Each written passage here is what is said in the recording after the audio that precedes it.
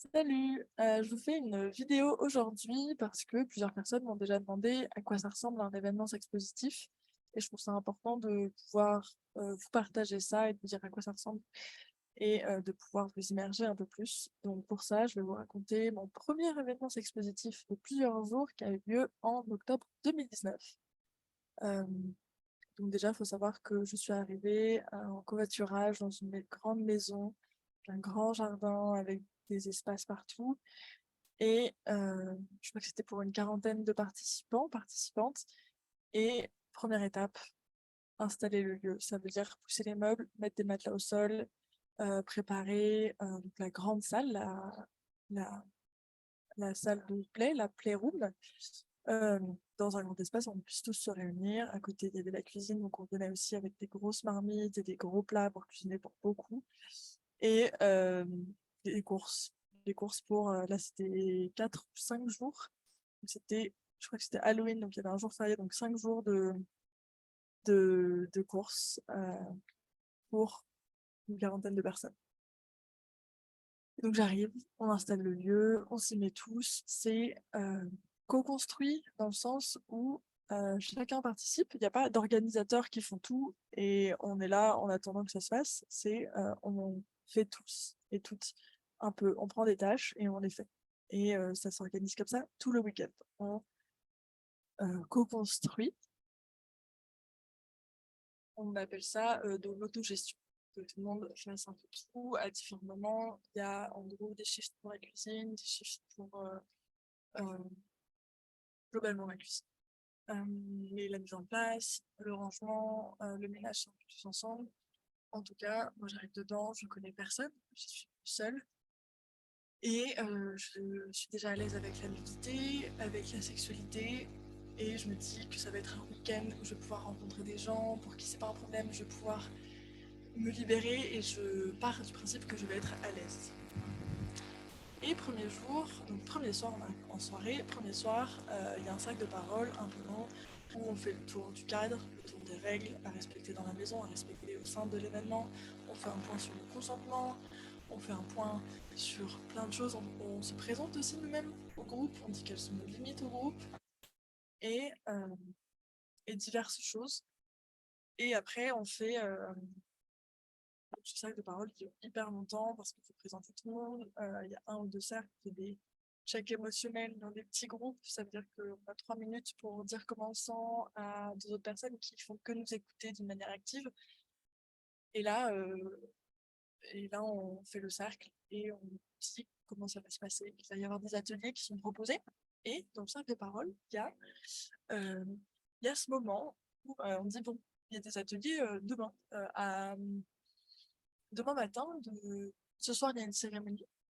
Donc, moi, je ne sais pas ce que ça veut dire cérémonie.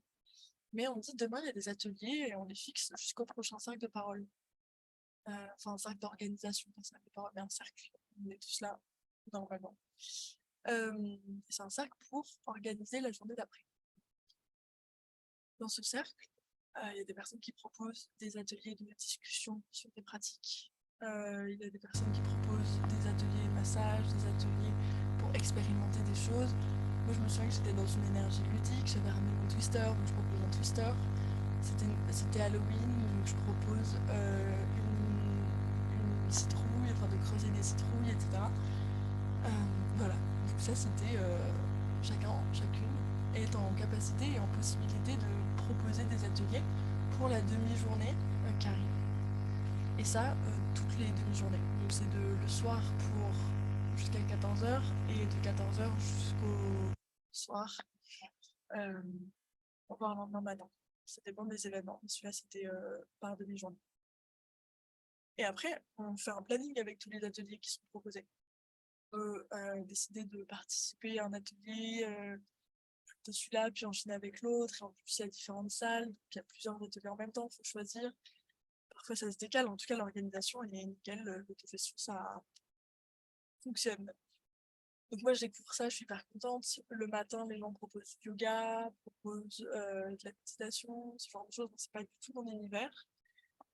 C'est pas grave. Je me dis que ça va être chouette. Et, euh, Et les journées passent, une journée, je me sens bien, je fais des choses nouvelles, des choses tantriques, des choses, des cercles de parole hommes, des cercles de parole femmes sont organisés.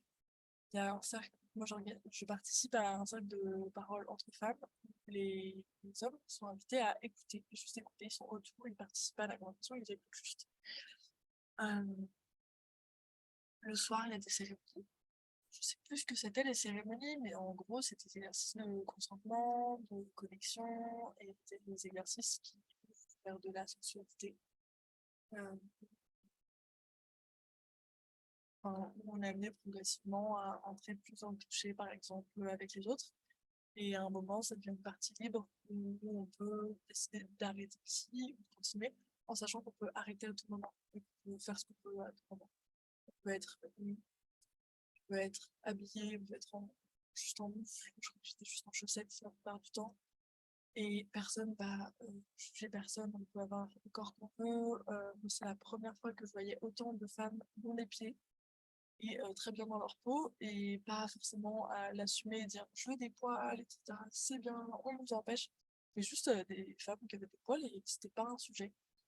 Et c'était des personnes qui avaient de la sexualité devant des gens et c'était pas un sujet. C'était juste fait des choses.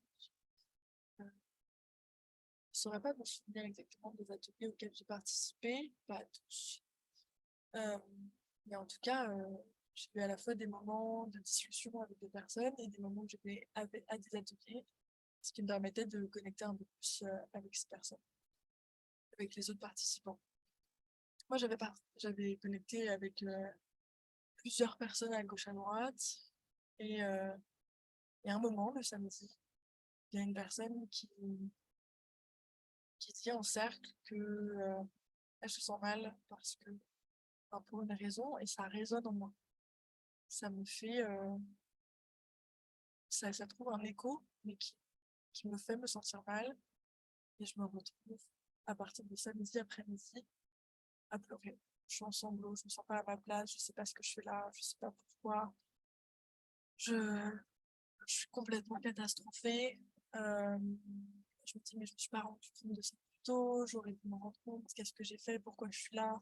Je suis en train de tout remettre en cause, mes pensées sont invasives, j'arrive plus à profiter, je pleure toutes les heures, je suis quelqu'un qui pleure beaucoup. Mais là, c'était vraiment émotionnellement compliqué. Et il faut savoir que c'est des événements où il y a des soutiens émotionnels, des personnes qui sont là quand justement on traverse des émotions dures. Souvent c'est du rejet, le sentiment de solitude, le fait de ne pas être à sa place. Euh, et à partir de ce moment-là, je pense que j'ai mis du temps à aller voir un soutien émotionnel. Je me demande comment je peux te soutenir. J'en sais rien, j'ai envie que tu me dises des choses comme ça. Et en fait, à ce moment-là, moi, je me rends compte que je dois être en capacité de dire comment je dois être soutenue. Et c'est la première fois de ma vie peut-être que j'ai ça. Et j'ai beaucoup de premières fois, on m'a demandé régulièrement comment j'allais, comment je me sentais vraiment. On m'a demandé pas mal de fois comment on pouvait améliorer le moment que je vivais déjà.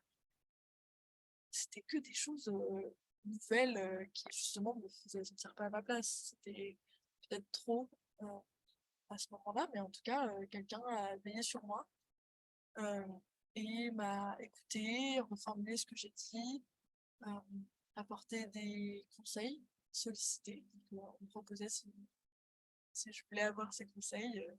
Et je disais oui, j'avais des conseils. Je n'arrivais pas à les entendre à ce moment-là, mais c'était la première fois que j'avais un moment de ah oui, en fait, là, on écoute et on va faire en sorte que je me sente bien, etc. Donc j'ai pleuré pas mal le samedi à dimanche midi. Ça finissait dimanche midi. Et à la toute fin de l'événement, il y a un moment pour dire euh, c'est un cercle de fin, de fermeture. Et on dit comment on s'est senti, nos bons moments. Et moi, j'ai dit que je ne reviendrai jamais.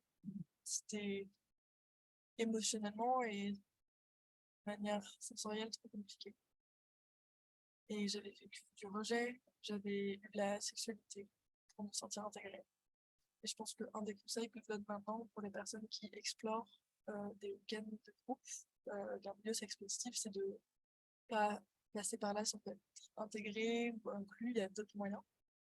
et de faire de la sexualité pour explorer. En tout cas, c'était mon premier pas sur le chemin de la sexualité positive. J'avais dit, genre, c'était trop pour moi émotionnellement. Je crois que j'ai fait le suivant. Je me suis inscrite dès qu'il y a eu le- l'événement suivant. Parce que j'ai pu parler, j'ai pu rencontrer des gens qui m'acceptaient comme je suis, qui ne me jugeaient pas, qui étaient très libres dans la parole, euh, qui étaient très soutenants, que je ne sentais pas du tout toxique, à qui je pouvais venir parler. Je allais parler à personne à la fin de l'événement en disant je viens d'avoir de la sexualité avec toi parce que je pensais que j'allais être intégrée, j'allais être appréciée et t'allais pouvoir m'inclure dans le groupe parce que bah, tu connais déjà l'événement et tu connaissais déjà les personnes et moi je me sentais seule.